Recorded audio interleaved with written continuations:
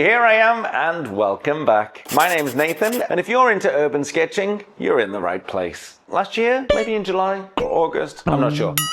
Last year I made a video called Urban Sketching at Home, and in that video I sketched my living room in the style of Koshikuna, and today I'm going to do part 2. This time I'm not doing it in the style of Kosha, but I am going to attempt the fisheye perspective that I've seen people doing. It's intrigued me for a while. I've seen it all over the internet and I've not given it a go until today. So basically you draw a line and you'll see. So I'm just going to sketch my living room again, which has changed slightly since last time. We have some old favorites. Patricia is still there and Petula is still over here on this side, but some things have changed. So let's go. I started by opening my sketchbook onto a double page spread, and I'm using the crease of the middle of these pages as my vertical line, and then I added a horizontal line right through the middle, and then I marked up and down about 1 centimeter intervals, and then I joined these with a curved line to either end of the horizon line. So I did that going up and going down to the bottom. I wasn't very precise on this. I think you can be much more precise if you want to be, but I just couldn't be bothered, to be honest. So I did the same thing along the horizon line with those little gaps and then joined them as best I could. I suppose you could use a compass or something for this if you wanted it to be more exact. And then I decided that as long as the lines were curved and starting and ending at the same place, they should be all right. Then I took my bent-nibbed fountain pen, which is called a Fisheye pen, or a Fisheye pen, I'm not quite sure how you pronounce that, and started by drawing my hands, because this is what I have seen everybody else doing that has done this technique. So I'm not really a hand drawer, but I just tried to follow the shapes that I could see, and then in the end it looks something similar to a hand. I didn't know if I should have done that line straight or curved. I went for curved and I don't know, it works, I guess. I'm using this pen because this is the same pen that I used last time I did the urban sketching at home, and I wanted this to have the same kind of feel. So everything has to follow the lines, these curved lines that you've already drawn. So this is the edge of the table, and as you can see I'm following the curved lines, and that's what gives everything this fisheye kind of look. I've just noticed now that I'm recording the voiceover that the top of the book that I've drawn doesn't follow the same line. It kind of goes diagonal, but never mind, it's all right. So here I've drawn the candle on the right, which I think maybe I should have followed the curved lines more with the left vertical line. I'm not really sure, but this is my first time doing it, so there are bound to be mistakes. That's the TV controller at the top. And that's actually a jigsaw that's underneath my book. And these are a couple of magazines about traveling in Chile and Patagonia and places like that, which I've never been to any of those places. I haven't even read those magazines actually yet either. This is my rug that is on the floor. When it comes to painting it later, I forget that that was a rug. Here I am drawing the radiator, and I wasn't really sure how to do this. So I don't know, I just kind of went with it. I'm not sure if it reads as a radiator. I think it does. I think it looks all right. Could have been a lot worse anyway. And then here, this is my homemade desk, let's say. I don't know if it's a desk storage box. It's a crate from Honest Greens, which is a restaurant in Spain. It's kind of fast food-ish. Not really that fast, but it's healthy food, and it's a bit like a Nando's, but for healthy food, I guess. Anyway, I added the legs to that and made it into a little desk, which is actually the desk that I am sitting at now while I am editing this video. And then behind we have this shelving unit, this Kallax from IKEA, and I actually imagined that the top of that would have been on this the horizon line, but it hasn't gone the way that I expected it to. But that's okay. I quite like adapting as I go. And here I haven't really measured out these shelves, these holes, cubby holes. So the two on the left should be a little bit bigger and the two on the right should be a bit smaller, but I'm not really that bothered. If I was to do something precisely, then yes, I would probably take more time over doing that. But it is just my sketchbook, and I'm doing this just to try out a new technique. I turn the pen over to get finer lines, and then I use the pen the correct way up to get these much thicker lines.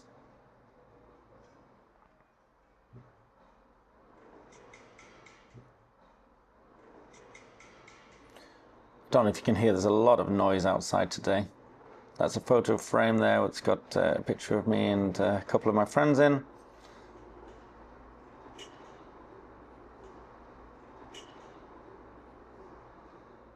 It's very noisy. They're building a block of flats behind my flat at the moment, so that's why we've got so much noise.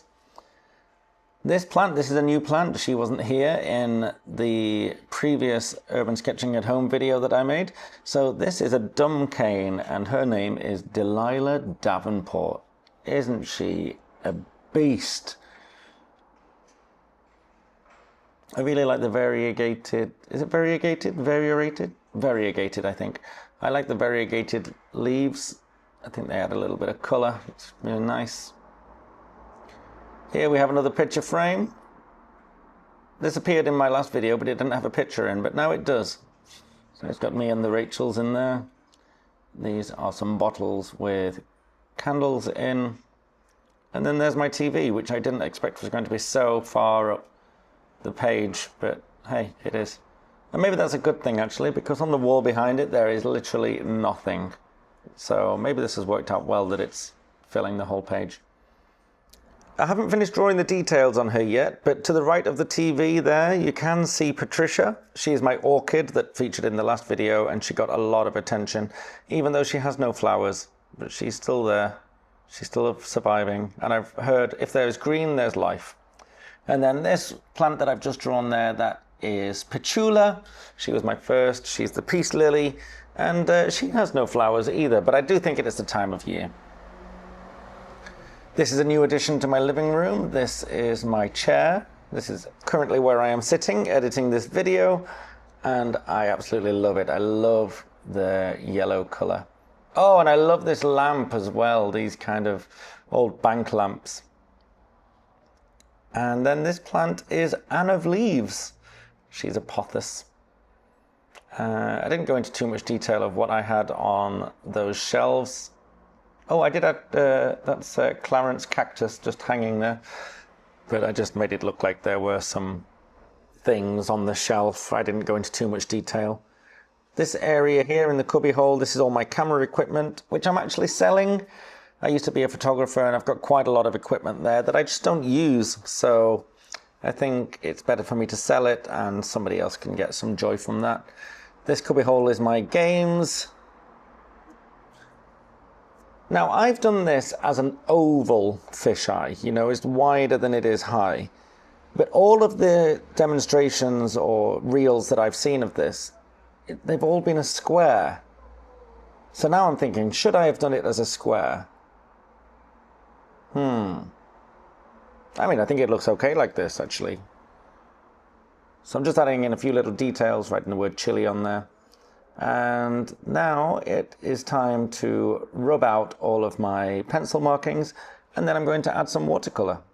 So I'm using a putty rubber because it's the best rubber ever, and it doesn't damage the paper, it doesn't leave any mess behind, it just kind of traps the pencil lead and just takes it all away, whisks it away, if you will. Look at that, beautiful.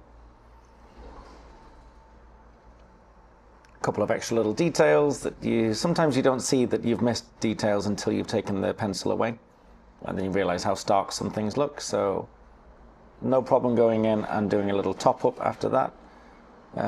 Touch up, sorry, not a top up. Just adding in some hatching for a little bit of shading.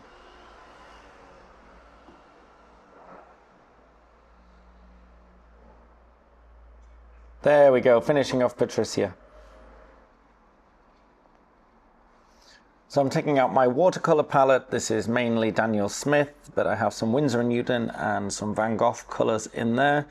And I don't often clean my palette. I just kind of reuse the palette mud, if you will. So I've created this sort of sandy color. I don't know, I can't tell you exactly which colors I've used. There's burnt sienna, there's a bit of lemon yellow or Hansa yellow, I'm not even sure. I just mixed around until something came apparent. I tried to make the floor a different color from the furniture.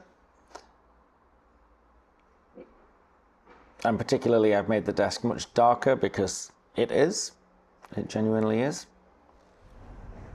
And I'm using my flat-ended water brush. I don't know why I'm using water brushes because I'm indoors. I didn't need to. I could have used my other brushes. But anyway, I must have reached for these. And I'm really into using a flat-ended brush. One, because it's really easy to get washes. But second of all, it stops me from getting too fixated on the details. It helps keep things much looser. And I'm really enjoying the way that looks at the moment. So I've tried to get the color of the green flowing throughout. So there's different sections of the same green. You've got it on the plants, and then I've got it on where the jigsaw is as well. I think it's good to use the same color to keep the eyes jumping around. So the color that I've used for the TV, I will also use later for the remote control as well, just to tie everything together. And then I'm using the same yellow that I used for the chair on my coasters with a little bit of green to make them kind of appear to be gold. And then I made a mix of ultramarine and Payne's grey for the shadows. This is just to give everything a bit more contrast and make everything pop a little bit more. And you can see now I am using my round-ended brush so I can be a little bit more precise with where I am putting the watercolor.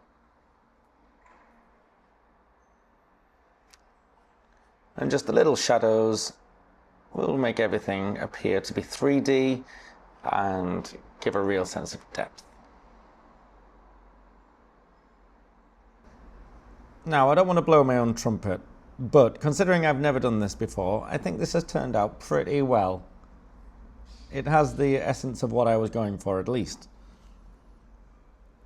Now, whenever I'm doing any writing in a sketch, I never try to imitate the actual font. I just write it in my own handwriting. So I've just written Honest Greens in my own handwriting there.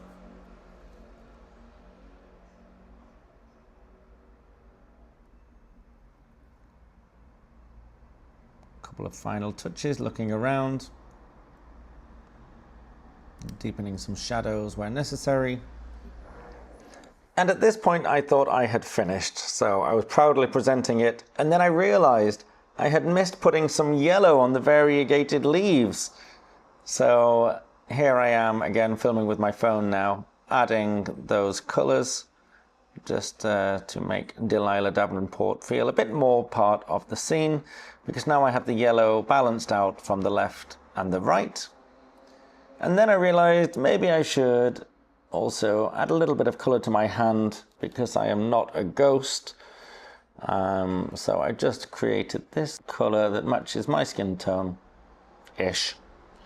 There we go. So now it looks a little bit more human and less ghost-like. And that's it. Urban Sketching at Home Part 2 with a fisheye perspective. So it just goes to show if the weather is bad or if you can't get outside, you can still urban sketch from home. If you've enjoyed this video, please give it a like, comment and subscribe, and I'll see you in next week's video. Bye!